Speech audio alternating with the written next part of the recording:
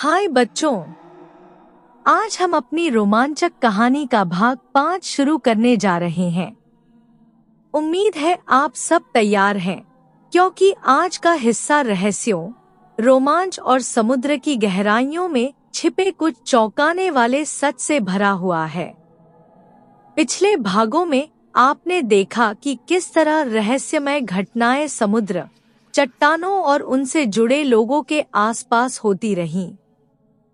और आज का भाग आपको और भी ज्यादा सोचने पर मजबूर कर देगा। अब आगे क्या हुआ? आत्माएं क्यों प्रकट हुईं? किस सच्चाई का खुलासा होना तय था?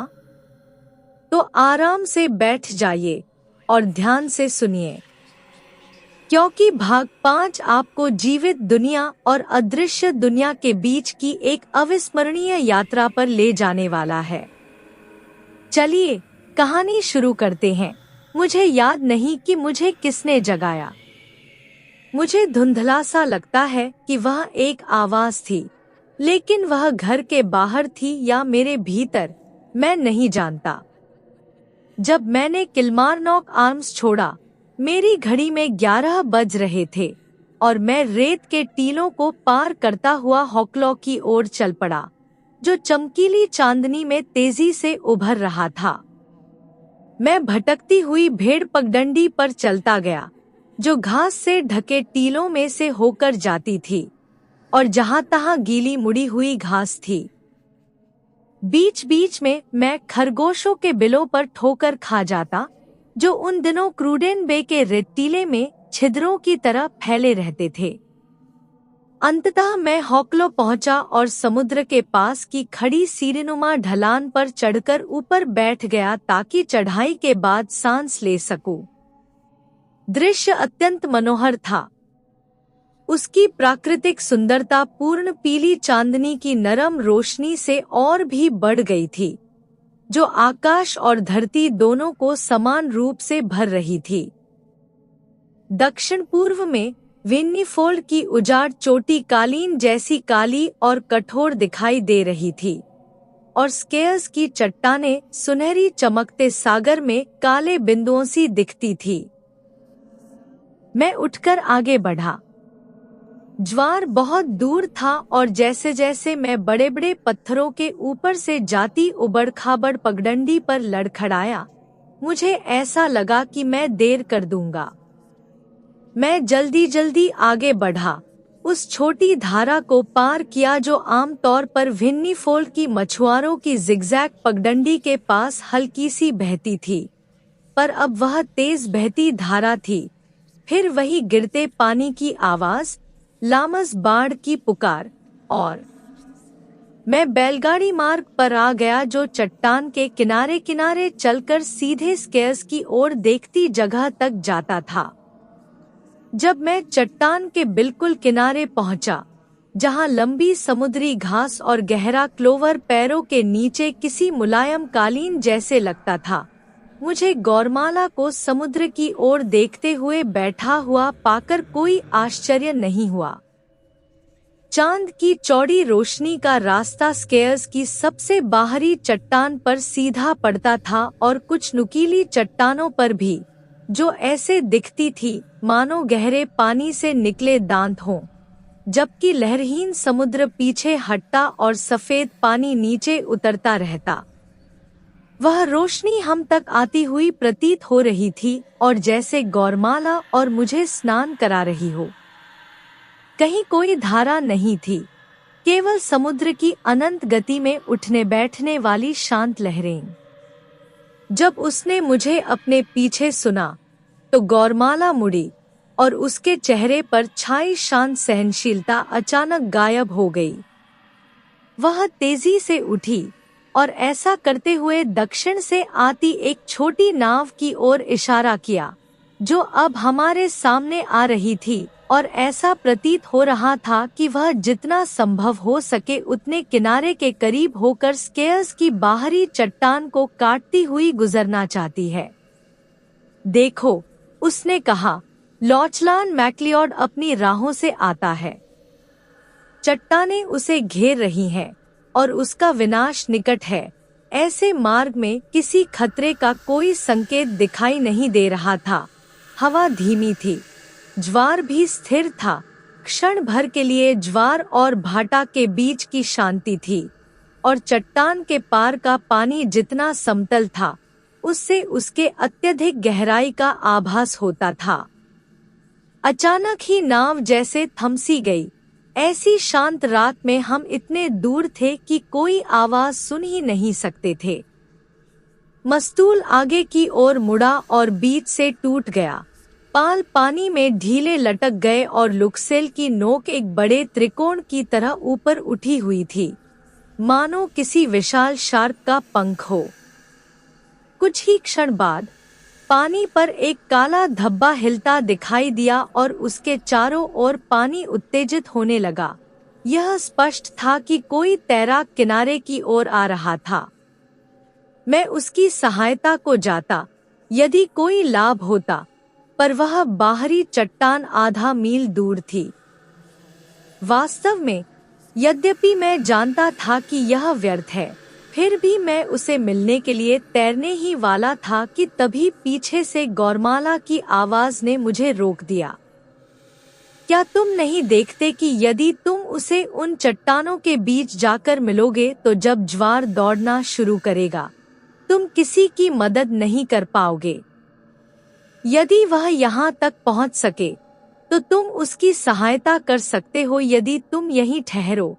यह सलाह उचित थी और मैं ठहर गया। तैराक भी खतरे को भलीभांति समझता था, क्योंकि वह किसी सुरक्षित स्थान तक पहुंचने के लिए व्याकुलता से संघर्ष कर रहा था, इस आशंका से कि ज्वार मुड़ने से पहले कहीं वह फंस न जाए। पर स्केयर्स की चट्टानें अत्यंत खड़ी और खतरनाक हैं। वे हर ओर से सीधे पानी से उठती हैं और समुद्र से उन पर चढ़ना लगभग असंभव है। बार बार तैराक किसी संकरी दरार या छिद्र की तलाश करता रहा जहां से वह ऊपर चढ़ सके, पर हर बार वह ऊपर उठने की कोशिश करते ही वापस पानी में गिर पड़ता। इसके अलावा मैं देख सकता था कि वह घायल भी था, क्योंकि उसका बायां हाथ ढीला और निष्क्रिय लटक रहा था। उसे अपने प्रयास की निरर्थकता समझ में आ गई थी और मुड़कर वह हमारी ओर के उस हिस्से की तरफ तेजी से तैरने लगा जो पूरे स्केयर्स क्षेत्र का सबसे खतरनाक बिंदु है। सारे क्षेत्र में पानी अत्यंत गहरा है और चट्टानों की नुकीली सुइयां लगभग सतह तक उठी हुई हैं। वे केवल तब दिखाई देती हैं जब पानी कम हो और समुद्र उग्र हो, जिससे तरंगों के उठने बैठने से वे कुछ क्षण के लिए बाहर दिख जाती हैं, पर शांत मौसम में सतह से वे बिल्कुल अदृश्य रहती हैं। यहाँ भी ऐसा ही था। ज्वार मोड़ लेकर उस बिंदु की ओर आता है और विशाल चट्टानों के अवरोध से धारा टूटकर अविश्वसनीय गति से घूमती है। अपने घर से जिस मुहाने को मैं अक्सर देखता था, उससे मैं इस ज्वार की दिशा भलीभांति जानता था।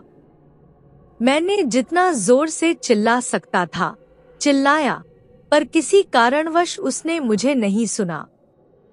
ज्वार के मुड़ने से पहले के वे क्षण जैसे युगों के बराबर लग रहे थे, और तभी अचानक पानी की तेज सरसराहट महसूस हुई, जिसके पीछे लगातार थप-थप की लहरों की आवाज हर पल तेज होती जा रही थी।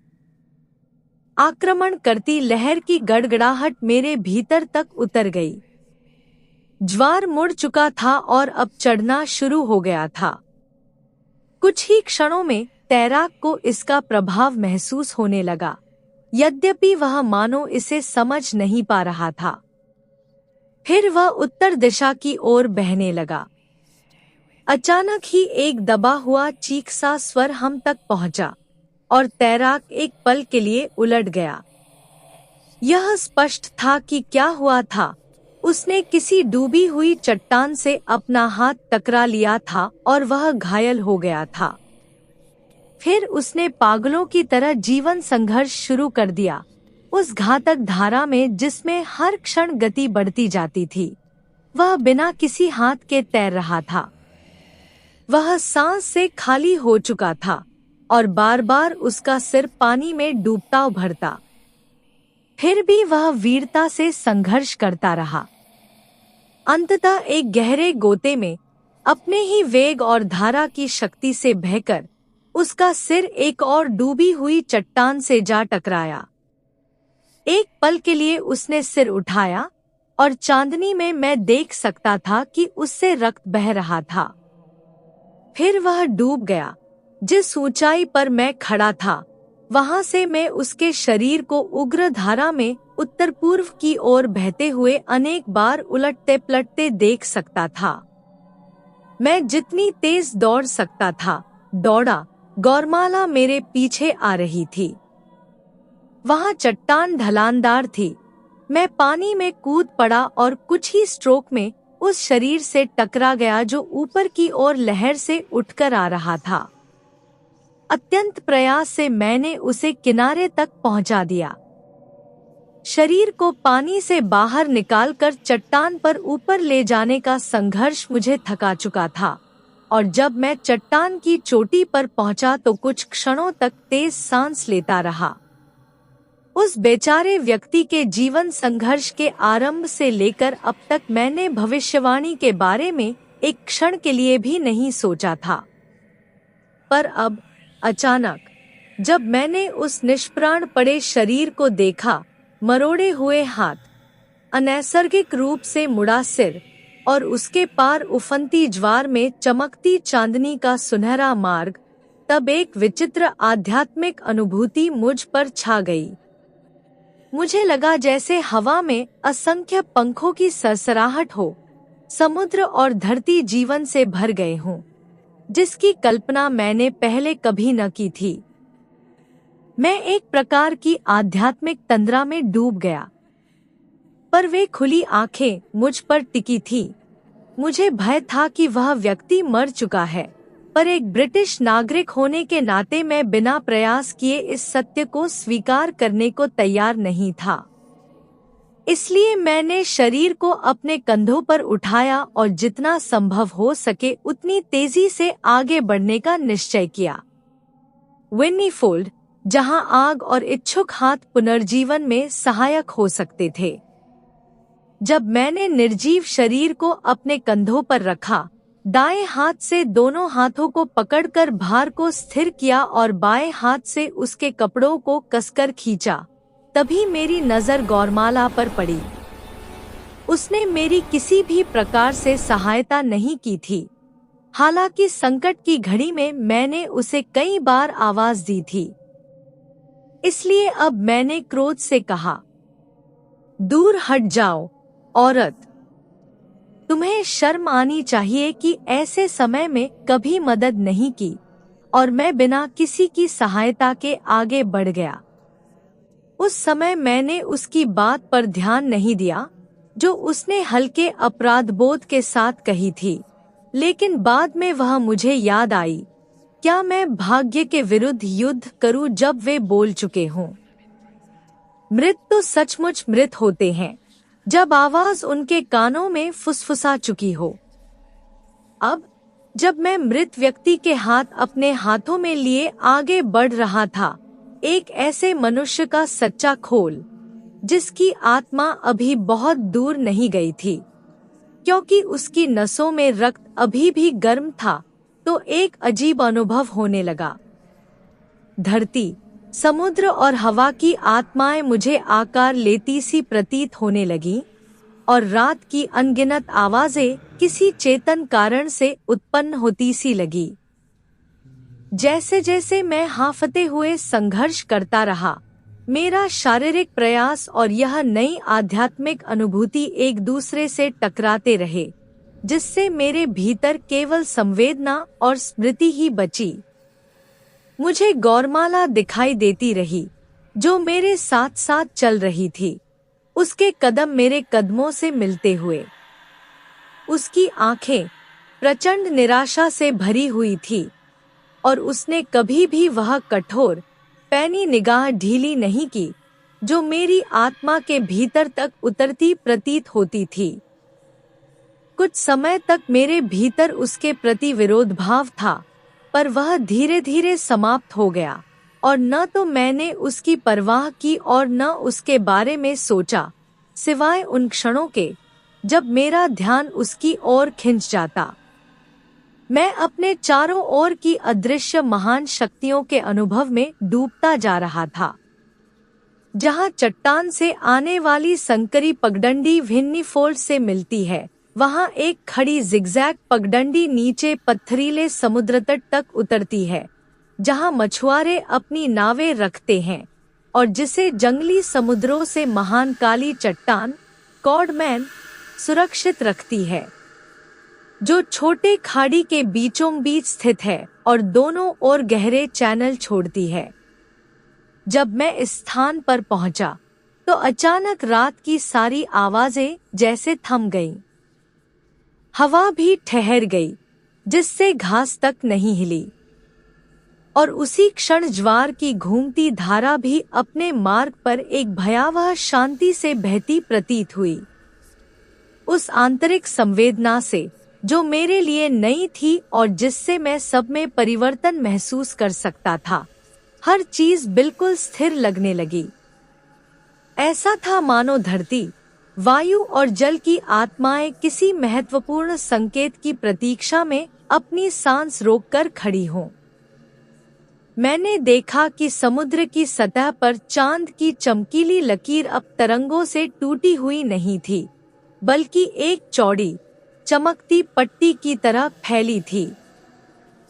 पूरी दुनिया में जीवित प्रतीत होने वाली एकमात्र वस्तु थी मेरे सामने गौरमाला का कड़ा, दृढ़ अचल खड़ी हुआ वह व्यक्तित्व, उसकी झुकी आंखें और रोकी हुई सांसें, मानो वह मुझे अविचल कठोरता से देख रही हो।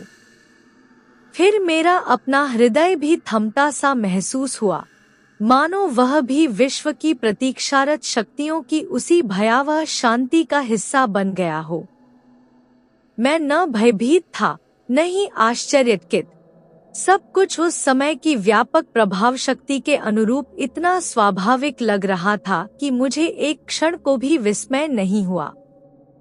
ढलान वाले मार्ग पर भूतिया आकृतियों की एक शांत जुलूस चढ़ता आया, इतना हल्का और धुंधला कि उनके धूसर शरीरों के बीच से चट्टानें और चांदनी में नहाया समुद्र भी दिखाई दे रहा था, और चट्टानों की गहरी छायाएं भी अपना अंधकार नहीं खो रही थी। फिर भी हर आकृति इतनी स्पष्ट परिभाषित थी कि हर विशेषता, हर परिधान का प्रत्येक कण आसानी से पहचाना जा सकता था। उनकी आंखों की चमक भी उस धुंधली भूतिया धूसरता में फास्फोरस की उस हल्की रोशनी जैसी प्रतीत होती थी, जो तेजी से बहते जल की झाग में चमकती है। मुझे उनकी पोशाकों के ऐतिहासिक क्रम से या किसी भी सुनाई देने वाली आवाज से पहचानने की आवश्यकता नहीं थी। मैं अपने हृदय में जानता था कि ये क्रूडन स्केयर्स के जल में डूबकर मरे हुए मृतकों की आत्माएं थी। वास्तव में उनके गुजरने के वे क्षण, और वे बहुत थे, क्योंकि वह जुलूस भयावह रूप से लंबा था, मेरे लिए समय की अनंत धारा का एक गहरा पाठ बन गए। प्रारंभ में वे जंगली लोग थे, जिनके शरीर जानवरों की खाल से ढके थे और लंबे उलझे बाल थे। फिर वे आए जिनकी पोशाकें आदिम और खुरदुरी थी, और फिर ऐतिहासिक क्रम में विविध भूमि के अनगिनत पुरुष और कभी कभी स्त्रियां भी, जिनके वस्त्र भिन्न भिन्न प्रकार के थे। लाल केश वाले वाइकिंग, काले बालों वाले सेल्ट, फोनीशियावासी, सुनहरे बालों वाले सैक्सन, और गहरे वर्ण के मूर ढीली बहती पोशाकों में।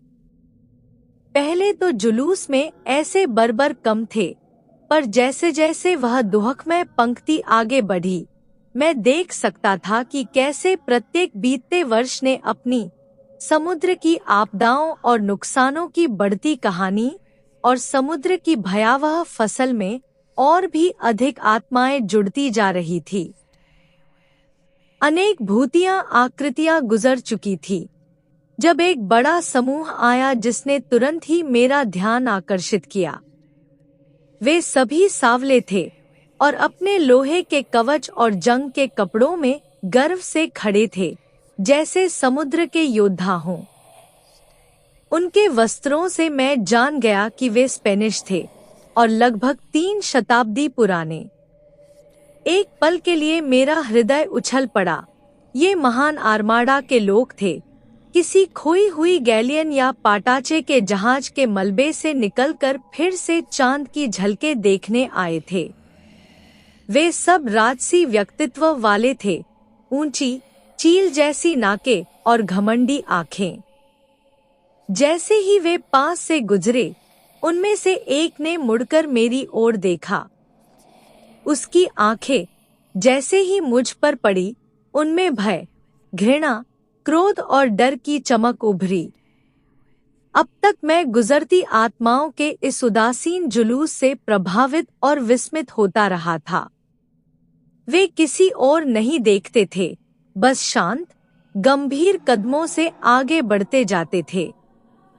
लेकिन जब इस एक ने मेरी ओर देखा, वह आत्मिक दुनिया की ऐसी दृष्टि थी जिसने मेरी आत्मा तक को जमा दिया। लेकिन वह भी आगे बढ़ गया। मैं घुमावदार रास्ते के सिरहाने खड़ा था। मृत व्यक्ति अब भी मेरे कंधों पर पड़ा था और मेरा हृदय डूबता जा रहा था, क्योंकि मैं क्रूडन स्केयर्स के उन दुखद पीड़ितों की पंक्ति देख रहा था। मैंने देखा कि अब आने वाले कई लोग नाविक नहीं थे, उनमें कुछ तटवासी और कुछ स्त्रियां भी थी। मछुआरे अनेक थे और बिना किसी अपवाद के सबने भारी समुद्री जूते पहन रखे थे। मैं जितना धैर्य रख सका, रखकर अंत की प्रतीक्षा करता रहा। अंततः एक धुंधली आकृति आई, विशाल कद की, जिसके दोनों हाथ बेबस ढंग से लटके हुए थे। उसकी पेशानी पर एक घाव से रक्त बहकर उसकी सुनहरी दाढ़ी पर जमा था और उसकी सुनहरी आंखें अनंत की ओर देख रही थी। एक झटके के साथ मैं समझ गया कि यह उसी व्यक्ति का भूत था जिसका शरीर अब मेरे कंधों पर ठंडा होकर पड़ा था, लॉचलान मैक्लियोड। मैंने राहत की सांस ली कि उसने मेरी ओर देखा तक नहीं। किंतु जैसे ही मैं आगे बढ़ा, वह भूत मेरे कदमों के साथ साथ बिल्कुल समकाल में रुकता और चलता रहा। वेन्नीफोल्ड बस्ती पर मृत्यु जैसी शांति छाई हुई थी। जीवन का कोई चिन्ह नहीं था, न कोई कुत्ते का भौंकना, न कोई आवाज। यह भूतिया जुलूस खड़ी पहाड़ी चढ़ चुका था और अब बहते नाले को पार करता हुआ क्रूडन की ओर बढ़ रहा था। गौरमाला की आंखें लगातार मुझे देख रही थी और समय बीतने के साथ मैं अपने विचारों की दोहरी लड़ाई में लौट आया, क्योंकि मैं उसके चेहरे पर देख सकता था कि वह मेरी अभिव्यक्ति से समझने की कोशिश कर रही थी कि मैं क्या देख रहा हूँ। जैसे जैसे हम आगे बढ़े, वह मेरे कान में तीखी फुसफुसाहट में तरह तरह के सुझाव देने लगी, मानो मेरी सहमति या असहमति से कुछ सीखने की आशा कर रही हो।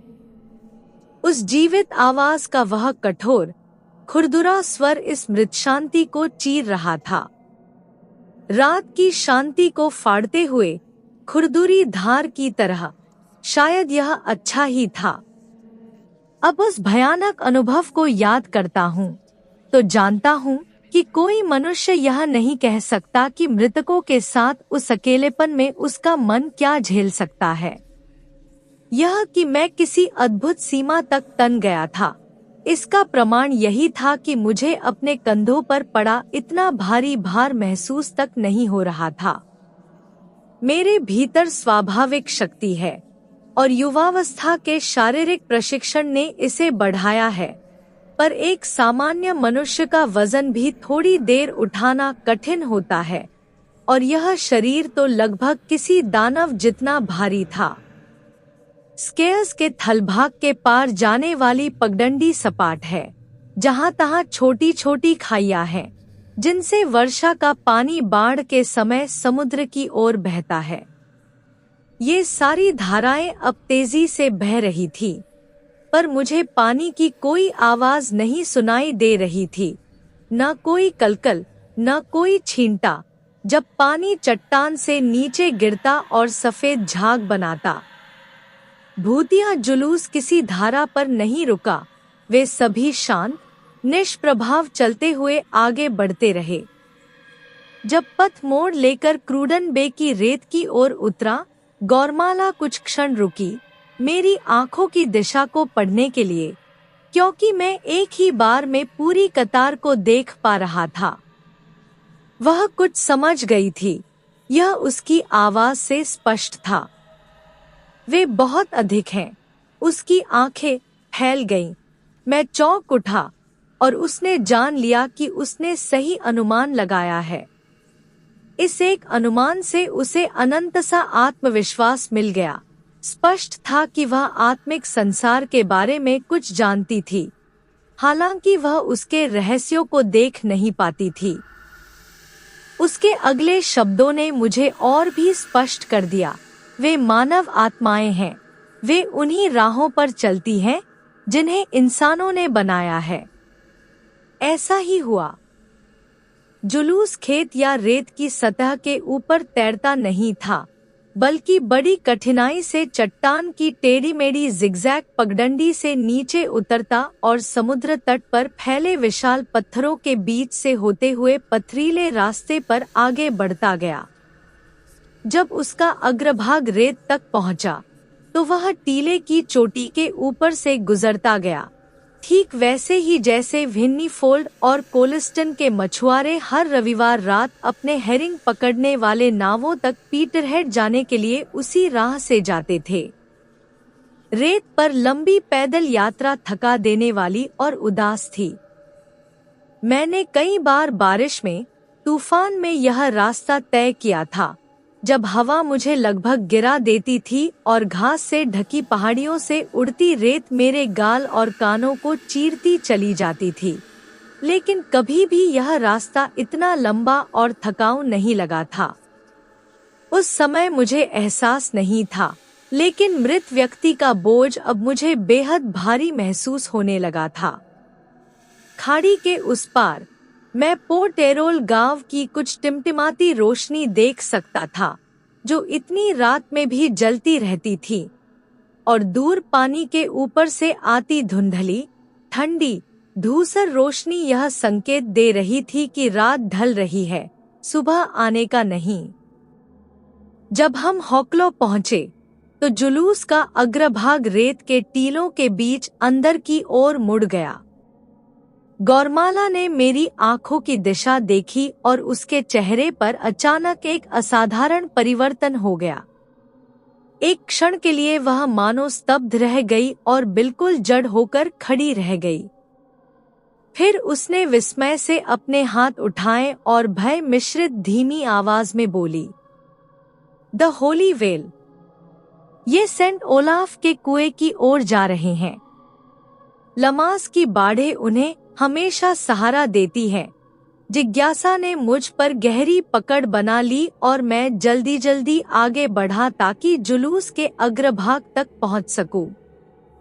जैसे ही मैं टीलों के खुरदुरे खुरदुरे रास्ते से आगे बढ़ा, मेरे कंधों पर रखा भार और भारी होता गया, यहाँ तक कि मेरे पैर किसी बुरे सपने की तरह घसीटने लगे।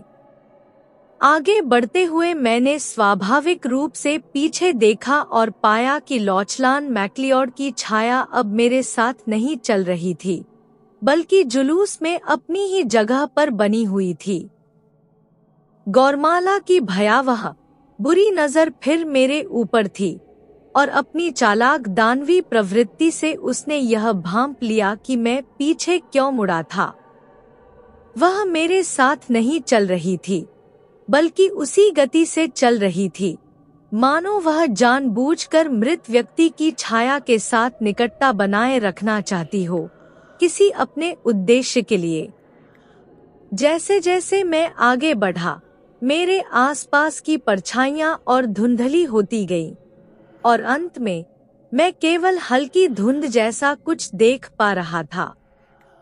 जब मैं सेंट ओलाफ के कुएं पर पहुंचा, जो तब केवल जमीन के निचले हिस्से में बना एक साधारण पानी का गड्ढा था, तो भूतिया धुंध पानी में विलीन होने लगी। मैं पास ही खड़ा रहा, पर अब मेरे कंधों पर रखा हुआ भार लगभग असहनीय हो चुका था। मैं मुश्किल से खड़ा रह पा रहा था, फिर भी मैंने ठान लिया कि जितना संभव हो सके उतना देर तक सहन करूं और देखूं कि आगे क्या होता है। मृत व्यक्ति भी और ठंडा होता जा रहा था। मुझे समझ नहीं आ रहा था कि परछाइयां क्यों धुंधली हो रही थी। क्या इसलिए कि उसका शरीर ठंडा पड़ रहा था या इसलिए कि उसकी आत्मा उससे दूर जा रही थी? शायद दोनों कारण थे, क्योंकि जैसे जैसे गंभीर मौन जुलूस कुएं की ओर बढ़ता गया, आकृतियां फिर स्पष्ट दिखाई देने लगी। जब स्पेनिश आत्मा मेरी ओर मुड़ी और मेरी तरफ देखा, तो उसकी आंखों में ऐसा लगा जैसे फिर से जीवित आत्मा की चमक आ गई हो। फिर एक लंबा, उदास इंतजार हुआ, जब शेष सब आत्माएं भी क्रम से उस कुएं में उतरती गईं और शांत, भयभीत कर देने वाली चुप्पी में गायब हो गईं। अब मेरे कंधों पर रखा भार पल पल और भारी हो रहा था। आखिरकार मैं इसे और सहन न कर सका और झुककर शरीर को धीरे धीरे नीचे जमीन पर सरका दिया, केवल उसके हाथ पकड़े हुए ताकि गिरावट सहज रहे।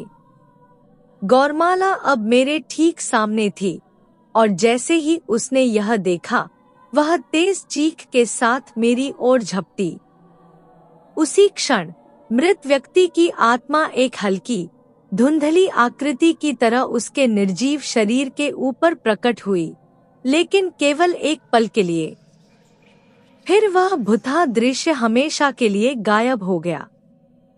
उसी क्षण जब गौरमाला मृत शरीर को छूने ही वाली थी, पानी से तेज फुफकार और गर्जन की आवाज उठी। पूरा कुआं एक विशाल फव्वारे की तरह फट पड़ा, पानी और रेत को चारों दिशाओं में उछालता हुआ। मैं घबरा कर पीछे हट गया। गौरमाला भी पीछे कूद गई। फिर पानी शांत होकर वापस बैठ गया, और जब मैंने नीचे देखा, लॉचलान मैक्लियोड का शव वहां नहीं था। उसे पवित्र कुएं ने निगल लिया था। शारीरिक थकावट और इस दृश्य के भयावह असर से मैं भीगती रेत पर ढह गया। दृश्य घूमने लगा। मुझे आगे कुछ याद नहीं। कहानी का नैतिक किसी भी शक्ति, चाहे वह प्रकृति हो, भाग्य हो या आत्माओं का संसार, के विरुद्ध मनुष्य का अहंकार टिक नहीं सकता। प्रकृति अपने रहस्यों को उसी पर प्रकट करती है जो विनम्रता और गंभीरता से उसका सामना करता है। प्रकृति और नियति के सामने मनुष्य की शक्ति सीमित है। डर या घमंड नहीं, बल्कि समझ, धैर्य और विनम्रता ही सही मार्ग दिखाती है।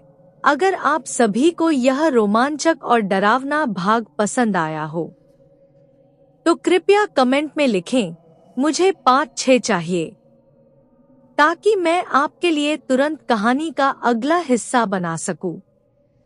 और बच्चों, कहानी को लाइक और शेयर करना मत भूलें, क्योंकि आपका एक छोटा सा लाइक हमें और भी नई, मजेदार और रोमांचक कहानियां बनाने की प्रेरणा देता है। जुड़े रहिए, जिज्ञासु रहिए और तैयार हो जाइए 5-6 के लिए, जहां रहस्य और गहरे होंगे और डरावने सच सामने आएंगे।